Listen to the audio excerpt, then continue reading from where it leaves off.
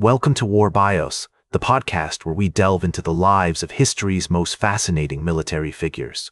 Today, we're going to explore the extraordinary life of John Monash, one of Australia's most revered generals and a mastermind of modern warfare. Born on June 27, 1865, in Melbourne, Victoria, Monash's early years were marked by a unique blend of cultural heritage and intellectual curiosity that would shape his future as a commander. As we step into the vibrant city of Melbourne during the late 19th century, we find ourselves amidst a bustling metropolis in the midst of a gold rush.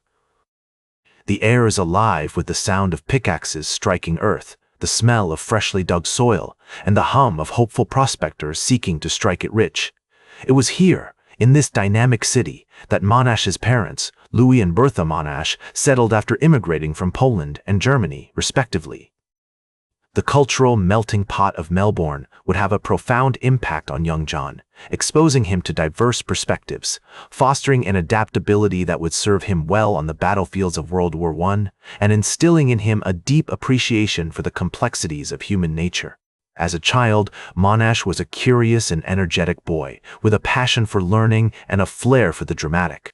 He attended Scotch College in Melbourne, where he excelled academically, particularly in mathematics and science. The school's emphasis on academic rigor and intellectual exploration suited Monash's inquisitive mind, allowing him to flourish in an environment that encouraged critical thinking and creativity. His parents, recognizing the importance of education in shaping their son's future, encouraged his intellectual pursuits, providing a nurturing environment that allowed John to thrive. Growing up in late 19th century Australia, Monash was influenced by the country's strong sense of patriotism and its growing desire for independence from British rule. He was also exposed to the harsh realities of life in the Australian outback, where pioneering spirit and resilience were essential for survival. The vast expanse of the outback, with its unforgiving climate and rugged terrain, taught Monash valuable lessons about perseverance, adaptability, and the importance of community. These early experiences instilled in him a deep appreciation for the land, its people, and the importance of leadership in times of adversity. Monash's formative years were not without challenges, however. His family faced financial difficulties, and his parents struggled to make ends meet. Despite these hardships, they managed to provide John with a stable and loving home, where he developed strong values and a sense of responsibility. This foundation would serve him well in his future military career, where he would be required to make difficult decisions and lead men under extreme conditions. The struggles of his family also taught Monash the importance of resourcefulness, thriftiness, and the value of hard work, essential qualities for any military leader. As Monash entered his teenage years, he began to develop a keen interest in engineering and architecture. He attended the University of Melbourne, where he studied engineering and graduated with honors in 1891. This technical expertise would later prove invaluable on the battlefields of World War I, where Monash's innovative approach to warfare would earn him recognition as one of the most brilliant generals of his generation. The university's emphasis on practical application and problem-solving skills allowed Monash to develop a unique blend of theoretical knowledge and hands-on experience, setting him apart from his peers. The late 19th century was a time of great change and upheaval, with the Industrial Revolution transforming the way wars were fought. Monash's early years coincided with the introduction of new technologies, such as the machine gun, barbed wire, and trench warfare, which would soon become the hallmark of modern combat. As he navigated his early adulthood, Monash was drawn to the military, recognizing the importance of defending one's country and the need for strong leadership in times of crisis. The idea of serving a higher purpose, of being part of something larger than himself, resonated deeply with Monash, and he felt an increasing sense of duty to contribute to the defense of his nation. Monash's decision to join the militia in 1884 marked the beginning of his military career, which would eventually take him to the battlefields of Gallipoli and the Western Front. As a young officer, he was exposed to the complexities of military command, where decisions were made under pressure and lives hung in the balance. This early experience would shape his approach to leadership, emphasizing the importance of clear communication, strategic thinking, and compassion for those under his command. Monash's natural aptitude for leadership, combined with his technical expertise and strong values, made him an exceptional officer, and he quickly rose through the ranks. The challenges he faced, both personally and professionally, honed his character and prepared him for the trials that lay ahead. With his strong values, technical expertise, and natural leadership abilities, Monash was poised to make a significant impact on the world stage, leaving an enduring legacy that would inspire generations to come. As Monash's military career progressed, he found himself increasingly entwined in the Australian Army's preparations for the impending storm of World War I. In 1914, his appointment as commander of the 4th Infantry Brigade, part of the Australian Imperial Force, AIF, marked a significant milestone in his journey. This brigade was among the first to be deployed to Egypt, where they would undergo rigorous training before being thrust into the fiery crucible of war. Monash's time in Egypt was a period of intense preparation and training for his troops, akin to a blacksmith hammering away at glowing hot metal, shaping it into a fine blade. He grasped the importance of adapting to the emerging technologies and tactics that were revolutionizing the battlefield, and he worked tirelessly to ensure that his men were equipped with the necessary skills and knowledge to succeed in this new era of warfare. In a letter to his wife, penned on January 10, 1915, Monash's words betrayed his deep engagement and enthusiasm for the task at hand. "The work here is very strenuous, but I am thoroughly enjoying it. The men are doing splendidly, and I have every confidence in their ability to do great things." This was not merely a statement of optimism. It reflected Monash's profound understanding of the human element in warfare and his capacity to inspire and lead. The deployment of Monash's brigade to Gallipoli in April 1915 would prove to be a baptism by fire, a trial that would test the mettle of both Monash and his troops. The ill-fated Allied campaign against the Ottoman Empire was marked by valiant efforts, but ultimately doomed by poor planning and strategic miscalculations. Amidst this chaos, Monash's leadership shone like a beacon, characterized by his calm and decisive decision-making, even in the face of extreme adversity. The eventual evacuation of Australian forces from the peninsula in December 1915, coordinated in part by Monash, was a somber reminder of the campaign's failure, but also highlighted Monash's ability to navigate the complexities of retreat and reorganization. The lessons learned at Gallipoli were not lost on Monash. We must learn from our mistakes and use them to improve our tactics and techniques. This introspection marked a significant moment in Monash's development as a military leader, underscoring his commitment to learning and adaptation. It was this very ability to reflect on past experiences and integrate new strategies that would come to define his approach to warfare. The redeployment of Monash's brigade to the Western Front in 1916 plunged them into some of the most brutal and bloody fighting of the war. The Battle of Pozieres, which raged from July to August 1916, was a crucible of fire that tested the endurance and resolve of Monash's troops. Despite suffering heavy casualties, they secured a crucial victory against the German army, marking a significant turning point in the war. This battle demonstrated that the Allies could achieve decisive victories on the Western Front, a realization that bolstered morale and strategic planning. Monash's leadership during this period was distinguished by his innovative approach to warfare, emphasizing the use of combined arms teams and coordinated attacks.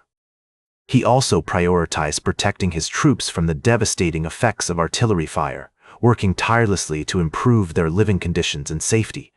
This holistic approach to command earned him the respect and admiration of his contemporaries. General John Gillibrand, reflecting on Monash's leadership, noted, "Monash was a brilliant commander who always put the welfare of his troops first. He had a deep understanding of the psychology of war, and he knew how to get the best out of his men." This tribute captures the essence of Monash's command philosophy, which balanced strategic brilliance with a profound concern for the human cost of war. Throughout 1917 and 1918, Monash continued to play a pivotal role in the Allied campaign on the Western Front. Under his leadership, the Australian Corps achieved a series of significant victories, with the Battle of Hamel in July 1918 standing out as a masterpiece of modern warfare. The integration of tanks into the battle plan, still a novel tactic at the time, showcased Monash's openness to innovation and his ability to adapt technological advancements to the battlefield. The Battle of Hamel was more than just a military victory. It was a demonstration of Monash's profound understanding of combined arms warfare and his capacity to orchestrate complex military operations. The successful deployment of tanks, infantry, and air support in a coordinated attack not only broke through German defenses but also highlighted the evolving nature of modern warfare. This battle would be studied by military strategists for generations to come, serving as a prime example of effective command and innovation on the battlefield. As the war drew to a close, Monash's reputation as a brilliant military strategist continued to grow, much like a commander emerging from the fog of war with a newfound respect from his peers. In 1909, he was appointed Director General of Repatriation, tasked with overseeing the return of Australian soldiers from Europe, a monumental undertaking that would test his logistical prowess and compassion for the troops. He approached this role with his characteristic energy and dedication, working tirelessly to ensure that the transition back to civilian life was as smooth as possible for the returning veterans, many of whom were struggling to come to terms with the trauma they had experienced on the battlefields of Europe. As Monash navigated the complex web of repatriation, he demonstrated a deep understanding of the human cost of war and its impact on those who fought it. He recognized that the process of demobilization was not just about logistics, but also about providing emotional support to men who had been through unimaginable hardships. His leadership in this area was instrumental in helping to mitigate the effects of what we now recognize as post-traumatic stress disorder, PTSD, a condition that would come to be understood more fully in the decades that followed.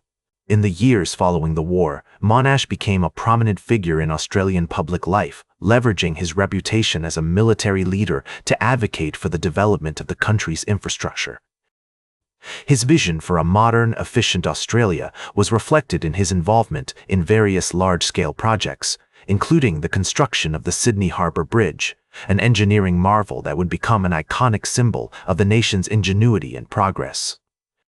Monash's contributions to this project were significant, drawing on his extensive experience as a civil engineer to help overcome the technical challenges that had stymied previous attempts to span the harbour. Monash's involvement in the Sydney Harbour Bridge project was more than just a passing interest. It represented a culmination of his life's work as an engineer and a military leader. As he often said, the art of war is not just about winning battles, but about building a better future for those who come after us. In 1920, he was appointed Knight Grand Cross of the Order of St. Michael and St. George, and in 1927, he was awarded the Gold Medal of the Royal Engineers, accolades that reflected not only his achievements, but also his character as a man of unwavering integrity and dedication. As Monash grew older, he remained actively engaged in public life, continuing to write and speak on topics related to military strategy, engineering, and national development. His writings, including his memoirs, The Australian Victories in France in 1918, remain highly regarded for their insight and analytical depth, offering a unique perspective on the war and its aftermath. In these works, Monash reflected on the significance of his experiences during World War I, drawing out lessons that would be applicable to future generations of military leaders and policymakers. In a speech delivered in 1929, Monash reflected on the significance of his experiences during World War I, saying, "The war was a great crucible in which the nation was tested and proved worthy. It was a time of great trial, but also of great triumph, for we emerged from it stronger, more united, and more determined than ever before." These words capture the essence of Monash's leadership philosophy, one that emphasized resilience, adaptability, and a commitment to the greater good. Monash passed away on October 8, 1931, at the age of 66, leaving behind a legacy that continues to inspire and influence Australians to this day. As the crowds gathered to pay their respects, they remembered not just a great military leader, but a man who had touched the lives of countless Australians through his service, his engineering feats, and his unwavering commitment to his country. Today, Monash is remembered as one of Australia's most distinguished sons, a man whose vision, leadership, and unwavering commitment to his country helped shape the course of history. His legacy extends far beyond his military achievements, embracing his contributions to engineering, education, and national development. A true testament to the power of one individual to make a lasting impact on the world. His story serves as a powerful reminder of the importance of leadership, vision, and perseverance, values that continue to inspire new generations of Australians to strive for greatness. Monash's legacy is not just a relic of the past. It is a living, breathing entity that continues to influence Australian society and culture to this day. That's all for today's War Bios. Remember to like, share, and subscribe, and until next time, I'm General Biography reminding you to keep marching toward victory.